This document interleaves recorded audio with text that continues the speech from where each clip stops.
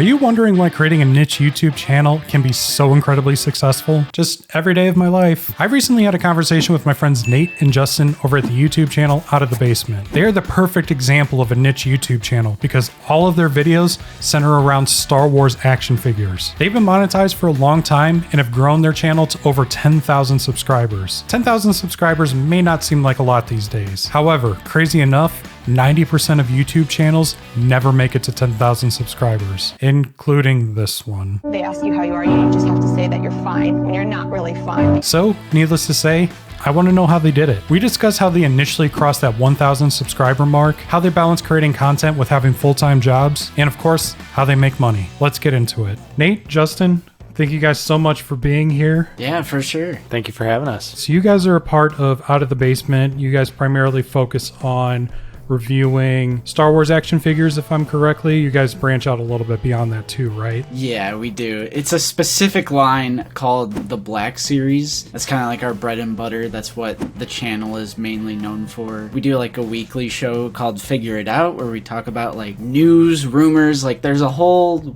other world when you get into like collecting modern figures. We did tons of movie content for years, and we also did the action figure stuff too, but what we came to find out as time goes on is YouTube actually punishes you in the algorithm for branching your content out on the channel. They very much would prefer it if you just had a separate channel for like each thing that you're interested in. It's really weird and something I still don't really like to this day. Explain to me what your guys' roles are for the channel. It's pretty much, honestly, a 50-50 split. We both produce content together. Like Justin said, we do our weekly show, which is always us together. We also split the editing duties 50-50 pretty much as well. Justin always edits our weekly show. I always take care of the editing on most of the reviews, so it typically ends up being about a 50-50 split. It's the easiest way to do it. It's the easiest, simplest way to do it. Justin and I both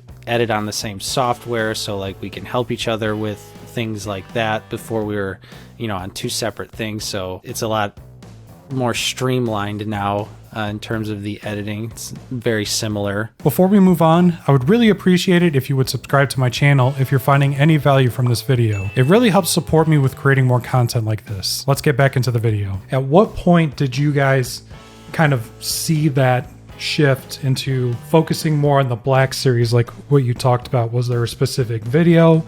Was there a specific moment that kind of made you guys want to shift gears and just primarily focus on that? Yeah, I would definitely say it was towards the end of 2019. We were having really great success finding figures in the line early, so we were able to get like reviews out before like the really big channels, so it drew a lot of traffic to our channel for these specific figures. Our baseline for a video is we hope that it at least gets 1,000 views. Back then it was like we were having videos that would have like 100 views, and then so for overnight for it to go from like 100 to like 1,000 or 2,000, we were like, this is crazy, like this must be like what we need to focus on. I filmed a video of my entire collection and it has, I think it's creeping up to 90,000 views. So I think we got a nice boost from that as well. We have never missed a Friday in probably over 2 years. We always try to upload at least one video a week, and that video is usually Figure It Out, which goes up every single Friday at 6 a.m. It's gone up the same time, the same day for literal years at this point. One of the points on this channel that I'm trying to drive is simplifying your content, so that way you are consistently putting out content like you two are talking about. You guys have been on YouTube since 2015. You have almost 900 uploads. How do you guys go about making a video? Mainly for our show on Figure It Out, we have, thankfully, both have jobs where we are typically off by 5 o'clock. So that helps out tremendously with scheduling time to produce a video. So we try and make a video every single Tuesday is when we actually film the video. And then Justin has a couple days to put the video together. I edit same night. Everything is all ready to go. Thumbnail, editing. How long did it take you guys to get monetized? We were fortunate when we started our channel because that was back when you just needed 1,000 subscribers. Ah, that's right. Now I believe you need 1,000 subscribers and also 4,000 hours. Yeah, 4,000 hours of watch time. I mean, it was still a grind to hit 1,000 subscribers, and it probably genuinely at least took us 2 or 3 years before we hit that milestone. But of course, we also weren't necessarily taking the channel super seriously either. It was just kind of like, we were like dicking around. Yeah, it was a few years. It was just like throw a video out whenever. Like, we had no consistency at all. Once we did back then, that was it. That's all you had to do to get monetized, was just hit that milestone, and then you were good to rock and roll. And luckily, when they made those policy change rules, you know, they grandfathered everyone in, so even people that didn't have the 4,000 watch hours were still able to keep their monetization. And then since then, you know, we've gotten into other aspects of monetization on the channel, like the channel memberships and the live streaming, because there are, bless their hearts, but there are people that send us like $100 super chats, like $20 super chats, $50. A lot of people send $5, $10, $2, $1. Like, people just send us money. Like, I'm eternally grateful, but it's just me and Nate talking about figures and like interacting with the chat and like answering questions and just generating discussion for like 2 to 3 hours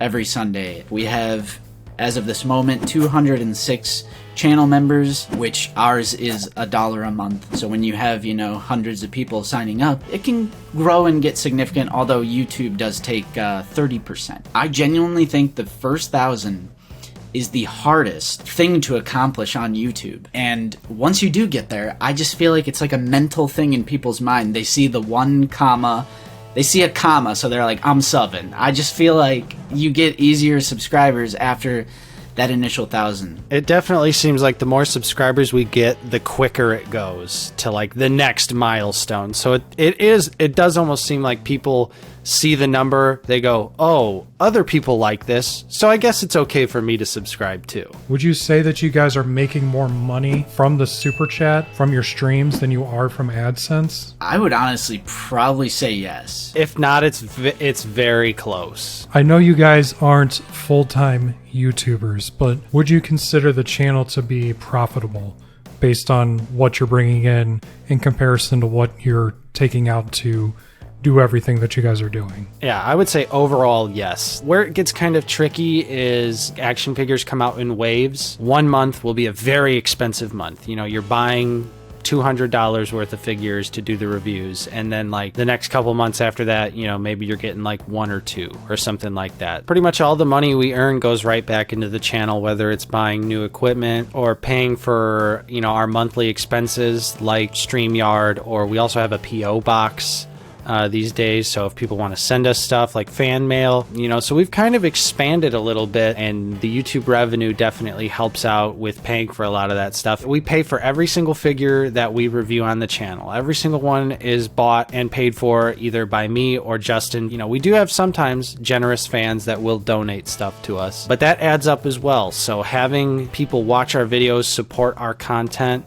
helps us provide more content, because we're able to purchase these figures and get a review out so people can know what they're looking for in the figures before they make the purchase decision themselves. It's very rewarding, and I think the reason why I say like I'm so shocked that people send us money is because I'm still in the mindset, and this is true, that we're just like 2 dudes. When I think of like a YouTube influencer creator, like I'm the last person I would think of. We're just 2 dudes passionate about our little hobby of collecting these toys. I'll never take it for granted that people, like, I can't believe people send like $20, $30, $40 of these super chats, or even like signing up for the channel membership. Imagine having a monthly bill because you're just a fan of something that we make. So I want to talk a little bit about building community. What have you guys done in order to build the community that you have? It's getting a little difficult these days, but for the most part, we respond to every single comment and give a genuine response to most comments as well. It's not just kind of like a, Yeah, thanks for watching, buddy. So, like, we will actually engage and respond. I think it really started there. For the most part, people can just see that at the end of the day, we're just two guys that are really passionate about our hobby, and we want to share that passion with everyone. Our channel is very welcoming, and our community that we have built over the years with like our moderators and everyone like that, it's very welcoming. Like, everyone is welcome because you recognize people's username, so you, oh hey, whatever X username, you start to recognize people. And it's the same thing in the Discord. We've also had comments that they like our videos because they're not as polished, so it's like, I almost think we have sort of a homemade charm. When you have more of that homemade charm, you get more of that, like, oh, they're one of us. So how many members do you guys currently have in your Discord? Discord, I think we're at 550. I'm trying to get to 1,000. In Discord is great because you can @ everyone, so I kind of take advantage of that. Whenever we go live, I will send a link and @ everyone, so everyone gets a notification no matter what. I think that helps as well. I do it for every new video that comes out, and we also put it on our Instagram story, so there's like a lot of cross promotion with that. Well, guys, I don't want to take up any more of your time. I really appreciate you talking to me. This is awesome, and like I said, I feel like it's going to end up helping a lot of people. I mean, Nate uses his phone. That's my big secret. It's called an iPhone. Gone are the days of, oh man, I gotta buy a microphone, I gotta buy a DSLR to shoot 1080p video. It's like, those days, throw them in the trash. All you need is your phone and Filmic Pro, and you're golden. There you go. Thanks again to Nate and Justin for talking with me, but that's only a tiny fraction of everything that we talked about in this interview. You can see that full video right here.